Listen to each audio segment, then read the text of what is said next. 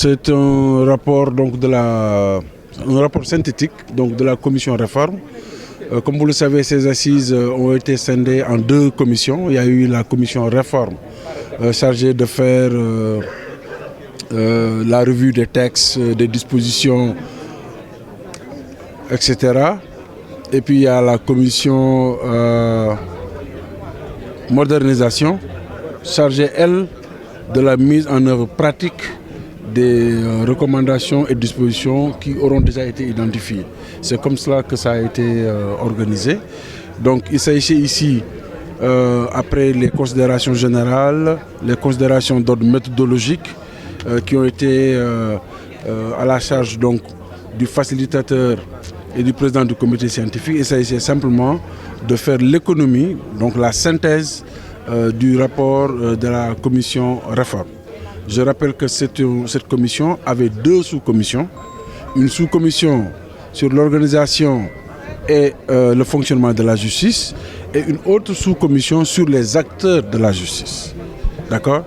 Donc l'essentiel des recommandations proviennent de la sous-commission fonctionnement et organisation de la justice. Au-delà des commissions, sous-commissions, etc., pour que ce soit compréhensible pour le justiciable et tout le monde, quelles sont les principales réformes qu'on peut retenir? Parce qu'on voit qu'il y a des propositions très larges. Ce que je peux dire, c'est qu'il y a de très larges consensus sur certains points.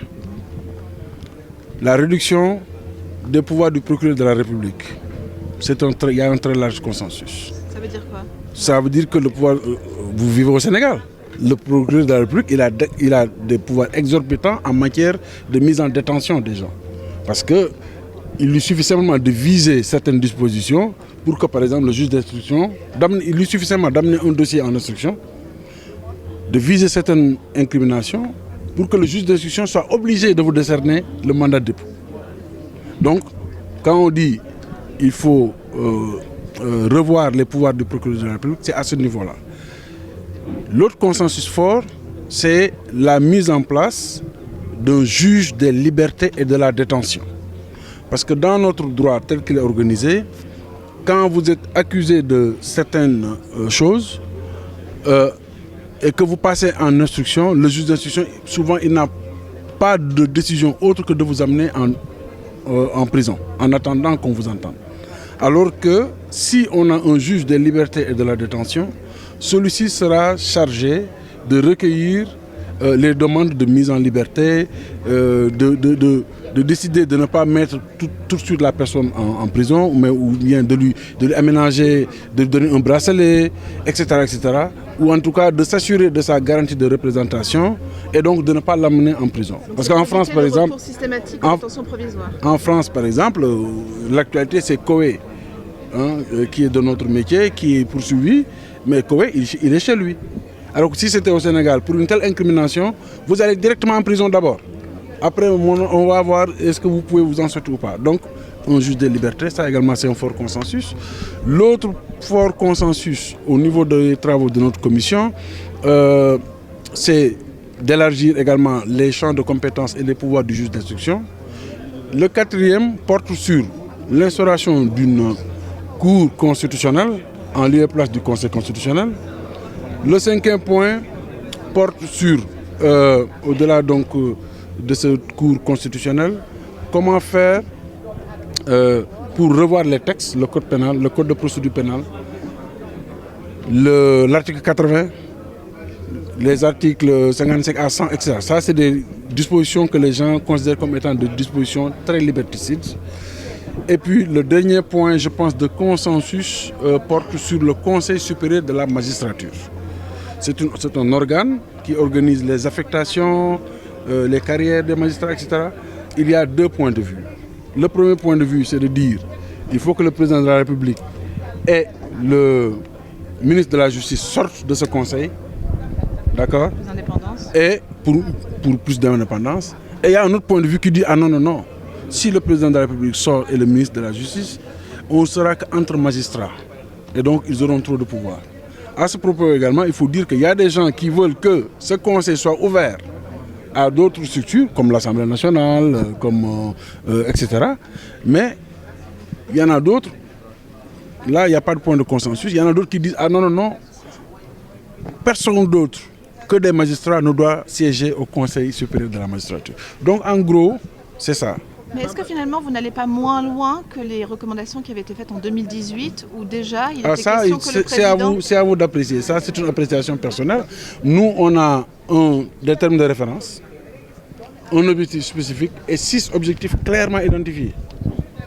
On a travaillé autour de ces 6 questions. Donc après, chacun est libre d'apprécier. Est-ce qu'en 98 c'était plus ambitieux qu'en 2024? Ça vraiment, c'est un commentaire. xam nga code de la famille dafa ni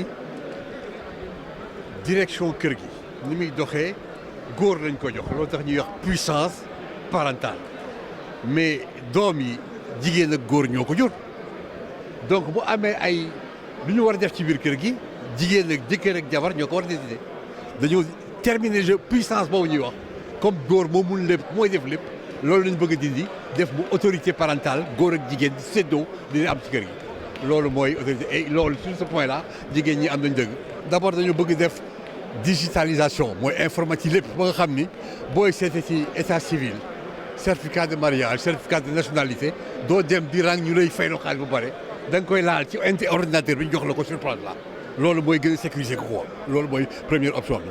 Sur l'autorité parentale depuis code de la famille 73 ba léegi dañuy wax ni góor mooy diriger les femmes ont raison d'estimer qu'il est temps que maintenant comme dañoo wax égalité des droits qu'on donne à la femme la possibilité elle aussi de diriger la famille dañu changer puissance paternelle def ko autorité parentale.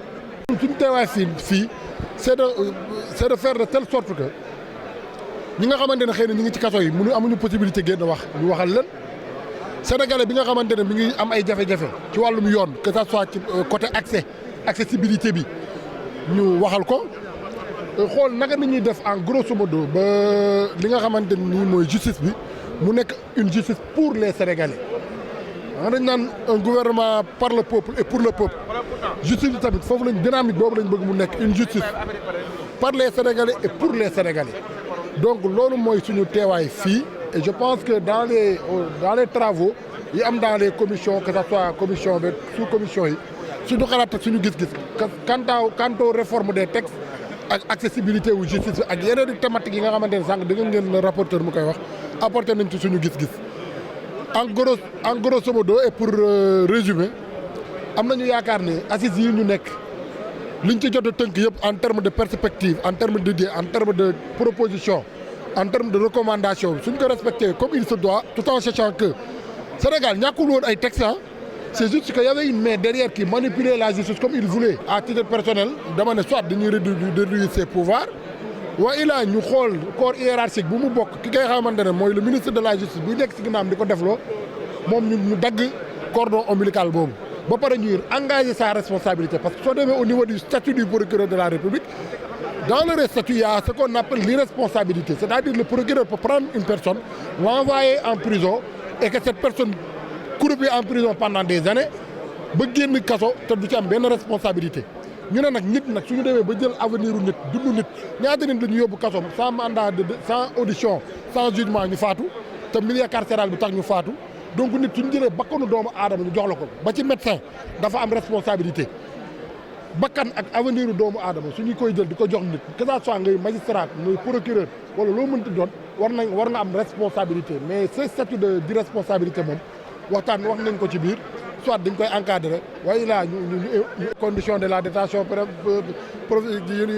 dans le milieu carcéral waxtaane nañ ko xool naka nañuy def ba wàññi ko am na yenn infraction yoo xamante ne procureur jarul muy mandat de dépôt te yooyu yëpp soo koy seet c'est l'article 139 qui pose ce problème parce que article 139 moo ne si le procureur dafa viser les articles 56 à 100 255 du code pénal 255 mooy wax ci diffusion de fausses nouvelles 56 à 100 mooy wax ci sur les infractions contre la sûreté de l'État donc su viser yooyu noonu article 139 da koy may prérogative mu mën a requérir le mandat de dépôt et que le juge d'instruction n'a pas le choix donc yooyu noonu yëpp dafa bokk ci yoo xamante ne mooy feesal renforcer kaso yi waaye aussi ñu revoiraat les articles yi wax ci muy article 127 article 129 article 127 ter 127 bis yi nga xamante ne ñoom ñooy wax ci ay contrôle judiciaire liberté provisoire entre autres ñu revoiraat ko parce que parfois da ngay gis ay nit yu présenter toutes les demandes, toutes les garanties de représentativité pour ñu mën leen may LP wala pour ñu mën leen takkal bracelet électronique mais da ngay gis ne mbir mi day nagate mais gars yi dañuy on a comme l'impression que les procureurs et les magistrats on leur paye en fonction de ceux qui sont en prison. Or ça ne devait pas être le cas. Voilà, ça ne devait pas être le cas.